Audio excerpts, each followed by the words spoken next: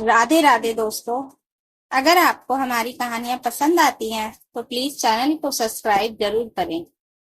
अरे अंजलि बहू, क्या कर रही हो? अभी तक खाना तैयार नहीं किया? यहाँ सबको भूख लग रही है और तुम हो कि अपने ही कामों में लगी हुई हो।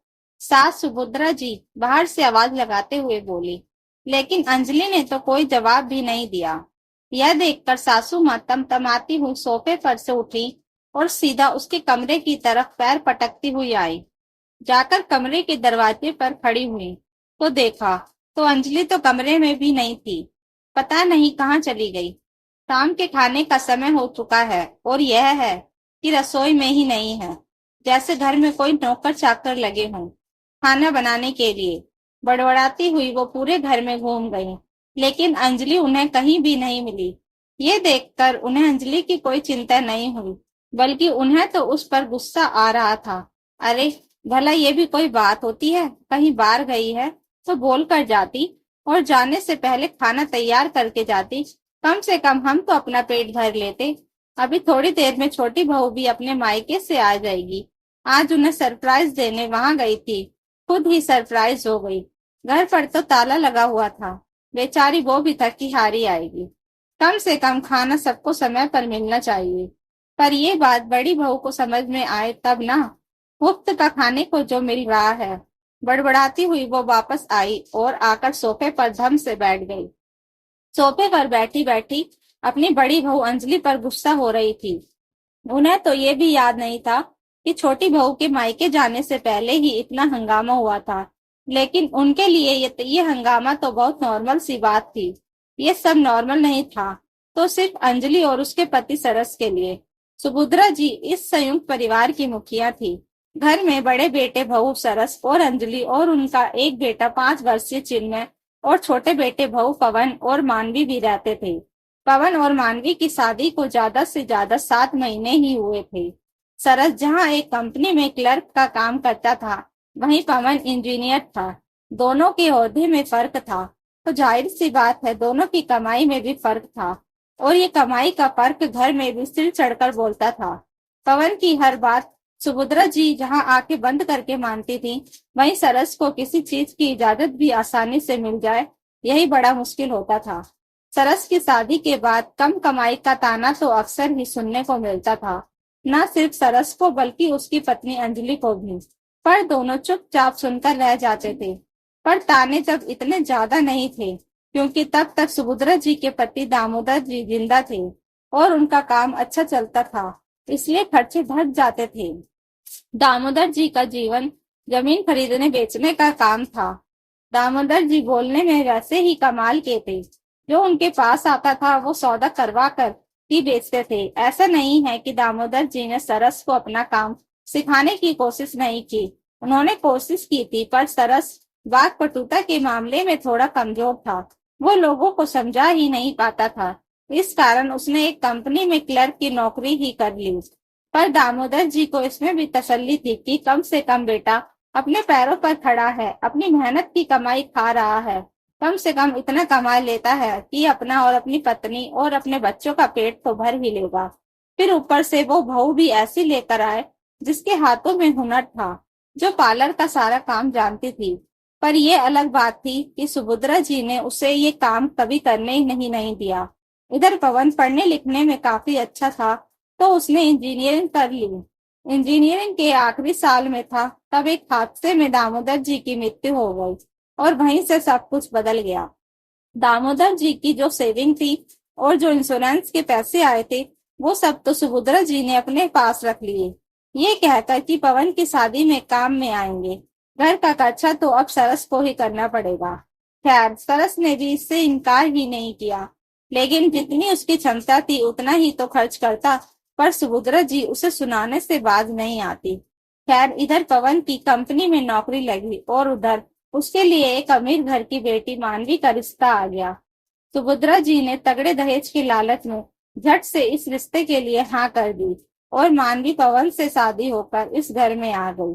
शादी के दूसरे दिन जब मानवी का सारा सामान ढंग से रखा जा रहा था, तो उस समय नन्हा चिन्मय भी उत्सुकता के कारण बीच में आ रहा था। इधर अंजलि घर में रुके रिश्तेदारों की मेहमानबाजी में लगी हुई थी कि तभी सुभद्रा जी डांटते हुए बोली, बड़ी बहू, अपने इस शैतान बेटे को संभालो। देखो, बार बार बीच में आ रहा है। अभी बेवजह किसी कीमती चीज का नुकसान कर देगा। फिर तुम्हारे और तुम्हारे पति की बस की तो बात भी नहीं है कि उसकी जगह कोई नई चीज दिलवा भी दे। ये सुनकर सभी रिश्तेदार सुभद्रा जी की तरफ देखने लगे। वही अंजलि धेप गई। उससे कुछ कहते नहीं बना। उसने चिन्मय को गोद में उठाया और चुपचाप कमरे में लेकर चली गई। इधर सरस ने भी सुना तो उसको भी इस बात का काफी बुरा लगा, लेकिन जब माँ ही ऐसा कहे तो क्या कर सकते हैं, इसलिए सरस चुप रहा। पर धीरे धीरे मानवी को समझ में आने लगा कि इस घर में अंजलि और सरस की नहीं चलती। पवन की कमाई अच्छी है, इसलिए पवन के खिलाफ सुभद्रा जी कुछ नहीं करती। तो जाहिर सी बात है कि अब मानवी का सिक्का ही उस घर में बोलेगा।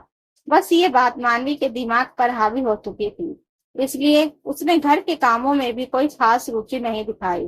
उसे सिर्फ सुभद्रा जी ने और पवन से प्यार से बात करनी होती थी। बाकी तो वो कुछ भी सुना देती थी। 5 साल के छोटे से चिन्मय को तो वो अपने कमरे में भी नहीं आने देती थी। घूमना फिरना, किटी पार्टी करना मानवी को तो बस उसी में मजा आता था, जबकि सच तो यह था कि जितने पैसे सरस घर के खर्चे के लिए देता था, उतने ही पवन देता था। हाँ, बस कमाई पवन की ज्यादा थी, इसलिए उसका सिक्का सुभद्रा जी के सिर चढ़कर बोलता था। एक दो बार अंजलि ने उसे घर के काम के लिए कहा भी, तो सुभद्रा जी ने हंगामा कर दिया। अब कम से कम कमाई नहीं, इतनी नहीं है तो घर के कामों में तो मदद कर ही सकते हो। खर्चे तो तुमसे बराबर होते नहीं है, और घर के कामों में भी तुम्हें रोना आता है। अब आज की ही बात लो, मानवी को पवन के साथ अपने मायके जाना था, तो तैयार होने के लिए उसने अपना सूट निकालकर पलंग पर रखा था और हाथ मुंह धोने बाथरूम में चली गई थी। घर के सारे सदस्य बाहर बैठे हुए थे। अंजलि रसोई में काम कर रही थी। तभी चिन्मय खेलते खेलते उसके कमरे में आ गया। जब कमरे में आया तो देखा ड्रेसिंग टेबल पर परफ्यूम की बोतल रखी हुई थी। उसे बोतल का डिजाइन इतना सुंदर था कि वो उसे देखने उसके पास चला गया और बोतल उठाकर उसे देखने लगा। अभी उसे उलट पुलट कर देख ही रहा था कि उसके हाथ से वो बोतल टूट कर गिर गई और गिरते ही टूट गई। आवाज सुनकर मानवी दौड़ती हुई बाहर आई। बोतल टूटी हुई देखकर और चिन्मय को उसके पास खड़े देखकर मानवी का गुस्सा 7वें आसमान पर पहुंच गया और उसने चिन्मय को थप्पड़ दे मारा। जोर का थप्पड़ गाल पर पड़ते ही चिन्मय रोने लगा। शोर सुनकर सब लोग कमरे में आ गए। ये देखकर मानवी ने गुस्से में कहा, भाभी, संभालती क्यों नहीं है आप अपने इस नालायक बेटे को? देखिए कितना नुकसान कर दिया है इसने। कहती हुई मानवी चिन्मय को दूसरा थप्पड़ मारने ही वाली थी कि अंजलि ने उसके हाथ रोक दिए और चिन्मय को अपनी गोद में लेकर बोली, मानवी, वो बच्चा है, गलती हो गई उससे। इसका मतलब यह नहीं कि तुम उसे बार बार मारो। गलती हो गई। आपको पता भी है ये परफ्यूम कितना महंगा आता है? मानवी गुस्से में बोली, देखो मानवी, चिन्मय बच्चा है, उससे गलती हो गई, पर तुम तो मैं आपको शांत रखो। सरस बीच में बोला, भैया, क्या शांत रखें? वो गलत नहीं कह रही है। ये परफ्यूम की बोतल इतनी सस्ती नहीं आती है, काफी महंगा परफ्यूम है। आपको क्या पता, आपने कभी अपनी जिंदगी में इस्तेमाल भी किया है इसे? अचानक पवन बीच में बोला। ये देखकर सरस हैरान होकर उसकी तरफ देखने लगा। अरे इन्हें क्या पता, सब कुछ मुफ्त का जो मिल रहा है, तुम कमाते जाओ, ये लुटाते जाएंगे। इनकी औकात इतनी ही है बस। मानवी बीच में बोली, बस करो मानवी, तुम्हें शर्म नहीं आ रही कि तुम अपने जेठ से बात कर रही हो? ओहदे और उम्र दोनों में वो तुमसे बड़े हैं, सम्मान के अधिकारी हैं। अब की बार अंजलि ने कहा, माफ करना भाभी, माना कि ओहदे और उम्र में छोटी जरूर हूँ, पर कमाई के मामले में मेरा पति आप लोगों से बड़ा है, इसलिए अपनी आवाज जरा नीचे करके ही बात करना मुझसे। वैसे भी घर में जिसका पति अच्छा कमाता है उसकी ही तूती बोलती है, मानवी ने कहा। यह सुनकर अंजलि और सरस ने सुभद्रा जी की तरफ देखा तो सुभद्रा जी बोली, अब क्या बात का बतंगड़ बनाए जा रहे हो तुम लोग? जाओ जाकर अपना काम करो। नहीं मम्मी, आज मुझे जानना है कि मेरा इस घर में क्या स्थान है। क्या तुम्हारी छोटी बहू को हक है कि वो मुझसे और मेरी पत्नी से इस तरह से बात कर सकती है? सरस ने कहा। सुभद्रा जी ने पवन की तरफ देखा और बोली, बेटा, सम्मान कमाया जाता है, ओहदे और उम्र से सम्मान नहीं मिलता। इसमें कमाई बहुत महत्वपूर्ण होती है। पति की कमाई का स्टेटस ही बता देता है कि पत्नी की क्या इज्जत है। बाकी तुम दोनों खुद समझदार हो, कहकर सुभद्रा जी बाहर आ गई। इधर पवन और मानवी भी तैयार होकर मानवी के मायके रवाना हो गए। पर सरस और अंजलि को ये बात बहुत बुरी तरह से चुभी थी। खैर थोड़ी देर बाद पवन और मानवी भी घर आ गए और आते से ही बोले, मम्मी बहुत जोर से भूख लग रही है, फटाफट से खाना लगवा दो। अरे वो महारानी घर पर हो तो खाना बने ना। अभी तक तो खाना ही नहीं बना है, पता नहीं कहाँ गई है, बिना बोले सुभद्रा जी ने जवाब दिया, हे भगवान, बहुत जोर से भूख लग रही है, तुम कुछ बाहर से ऑर्डर कर लो, मुझसे तो भूखे नहीं रहा जा रहा। कहकर मानवी भी वहीं सोफे पर पसर गई। अभी पवन मोबाइल निकालकर ऑर्डर करने ही जा रहा था कि इतने में अंजलि चिन्मय को लेकर आ गई। उसे देखते ही सुभद्रा जी बोली, कहाँ थी अब तक?